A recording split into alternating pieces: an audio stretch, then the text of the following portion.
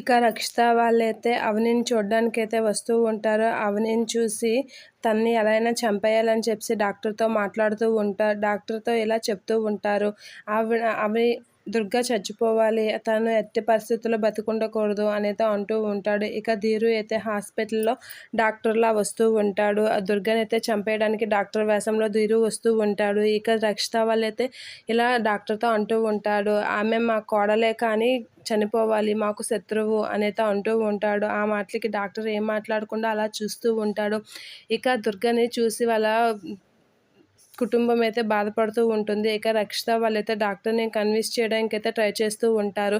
ఇక రక్షిత దగ్గరికి డాక్టర్ వేషంలో ధీరు అయితే వస్తూ ఉంటాడు. ఇక ధీరుని రిక్వెస్ట్ చేసుకుంటూ ఉంటారు. మా కోడల్ని ఎలాగైనా రక్షించండి అని అయితే రిక్వెస్ట్ చేసుకుంటూ ఉంటారు పల్లవి, విజేంద్ర వాళ్ళ అమ్మ వాళ్ళైతే. ఇక ధీరు అయితే దుర్గ దగ్గరికి వెళ్ళి చంపేయడానికి ఏవో ఇంజెక్షన్స్ తీసుకొని వెళ్ళి ఇంజెక్షన్ చేస్తూ ఉంటాడు. ఇక తను చాలా బ్రీతింగ్ ప్రాబ్లమ్‌తో ఇబ్బంది పడుతూ ఉంటుంది. ఇక విజేంద్ర అయితే ఏంటి మా పిన్ని వాళ్ళు వచ్చారు ఇక్కడికి అని అయితే చూస్తూ ఉంటాడు. వాళ్ళ పిన్ని వాళ్ళ కాసైతే చాలా అనుమానంగా చూస్తూ ఉంటాడు. ఇక దుర్గని చంపడానికి అయితే ధీరు ప్లాన్ వేస్తూ ఇంజెక్షన్ చేసి తనని చంపేయడానికి చూస్తూ ఉంటాడు. ఇక రక్షిత వాళ్ళైతే బయటన వెయిట్ చేయడం చూసి విజేంద్రకి అయితే డౌట్ వస్తూ ఉంటుంది.